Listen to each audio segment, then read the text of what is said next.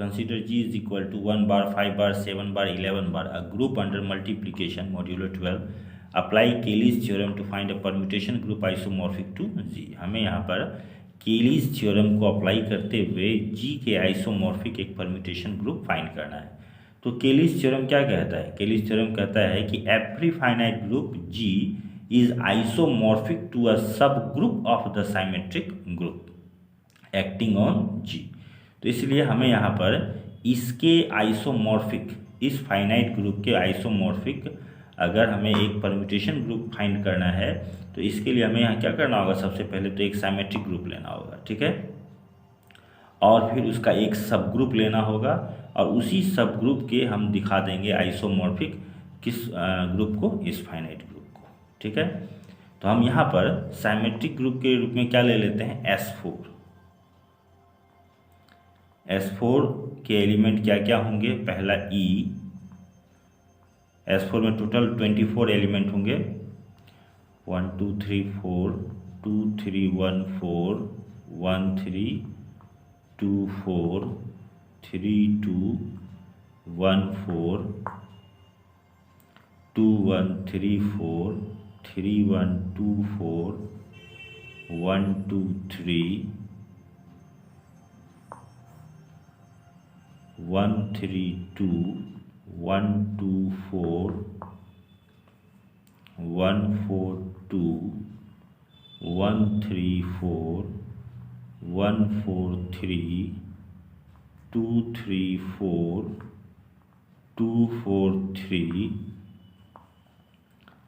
1 2 1 3 1 4 2 3 2 4 3 4 1 2 3 4 1 3 2 4 1 4 2 3, ये सभी S4 के एलिमेंट्स हैं।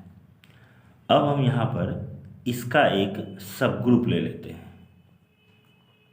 लेट यहाँ पर हम ले लेते हैं G डैश, ठीक है, G dash is equal to E 1 2 3 4 1 4 2 3 1 3 2 4।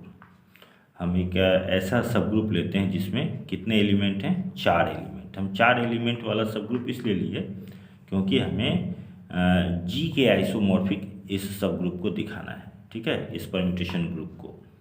तो आइसोमॉर्फिक होने के लिए हमें क्या होना चाहिए? ऑर्डर भी समान होना चाहिए। इसमें 4 एलिमेंट हैं तो इसमें भी 4 एलिमेंट होने चाहिए। तो अब हम कैसे दिखाएंगे कि यह फाइनाइट ग्रुप जो है इसके आइसोमॉर्फिक है, ठीक है।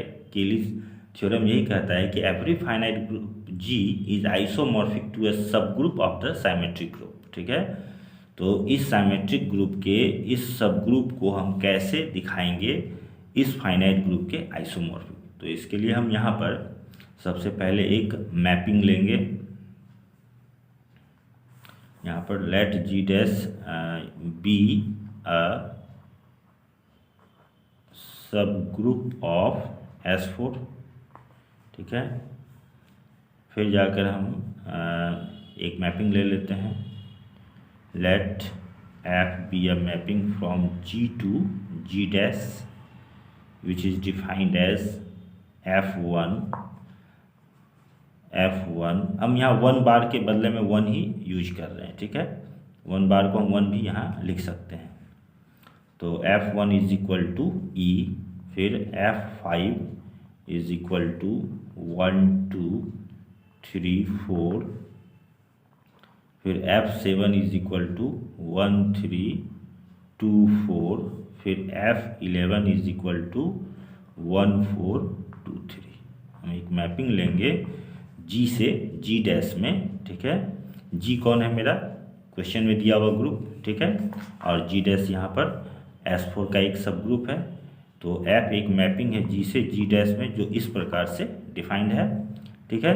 तो हम यहाँ पर जिस तरह से यह डिफाइंड है उसके आधार पर हम कह सकते हैं कि F क्या है? एक 1-1-on-2 फंक्शन है या 1-1-on-2 मैपिंग है, ठीक है।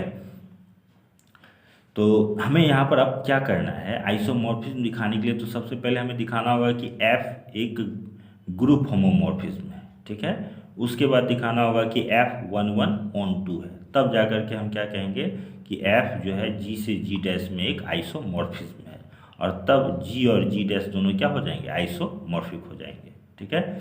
तो हम यहाँ पर सबसे पहले ग्रुप होमोमॉर्फिज्म को दिखाते हैं कि ये F कैसे ग्रुप होमोमॉर्फिज्म। तो ग्रुप होमोमॉर्फिज्म होने के लिए हमें क्या दिखाना होगा, F X स्टार 1 Y, मतलब ये बाइनरी ऑपरेशन है, ठीक है, किस पर, ग्रुप G पर। तो यह ग्रुप G में बाइनरी ऑपरेशन के रूप में क्या है, मल्टीप्लिकेशन मॉड्यूलो 12। तो हम इसके बदले में मल्टीप्लिकेशन मॉड्यूलो 12 भी लिख सकते हैं, ठीक है। Is equal to F X star 2 F Y for all X, Y belongs to G। G के सभी एलिमेंट X Y के लिए हमें क्या मिलता है, F X star 1 Y is equal to F X star 2 F Y। यहाँ पर स्टार 2 की जगह क्या हम लेंगे, चूँकि यह जो सब ग्रुप है, ठीक है, यह सब ग्रुप मल्टीप्लिकेशन के रेस्पेक्ट में एक सब ग्रुप है, इसलिए यहाँ पर हम स्टार 2 की जगह मल्टीप्लिकेशन मानकर चलेंगे, और यहाँ पर मल्टीप्लिकेशन मॉड्यूलो 12। तो हम यहाँ पर X और Y की जगह G के एलिमेंट को लेंगे, ठीक है, कोई भी दो एलिमेंट को लेंगे, और यहाँ पर भी Fx और Fy में X और Y की जगह G के ही एलिमेंट को लेंगे। तो यहाँ पर जो बाइनरी ऑपरेशन होगा वो मल्टीप्लिकेशन होगा, और यहाँ पर multiplication modulo 12।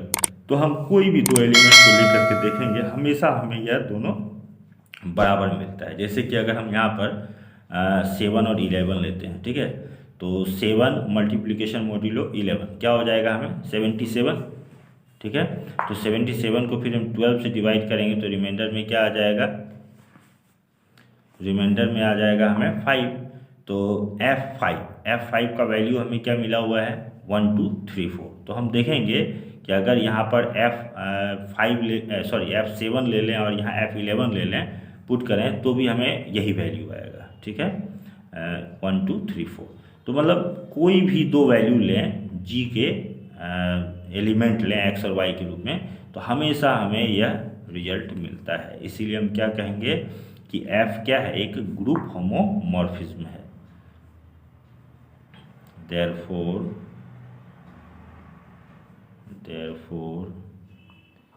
F is a group homomorphism from G to G dash. अच्छा, इसके बाद अब यहाँ पर हम लिखेंगे, चूँकि जिस तरह से ये डिफाइंड है उससे क्लियर है कि F एक 1-1-on-2 फंक्शन है, ठीक है।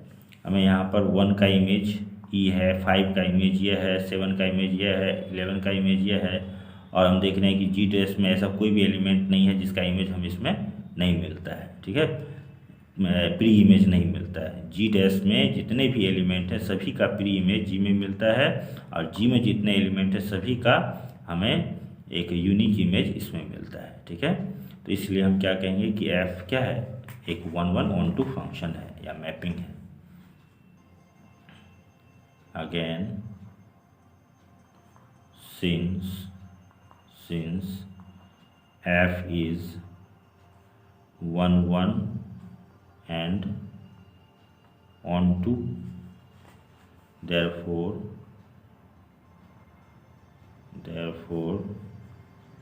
F is an isomorphism.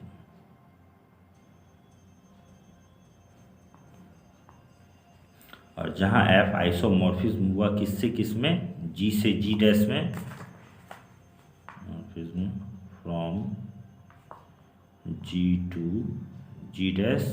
तो इसका मतलब है कि G और G डैश दोनों क्या है, आइसोमॉर्फिक है। देयरफॉर या hence G and G dash are isomorphic. इस तरह से हमें यहाँ पर ग्रुप G के आइसोमॉर्फिक परम्यूटेशन ग्रुप हमें क्या मिलता है, तो G डैश। ठीक है, यह परम्यूटेशन ग्रुप क्या है, G के आइसोमॉर्फिक एक परम्यूटेशन ग्रुप है। हमें इसे ही फाइंड करना था। Okay students, thanks for watching.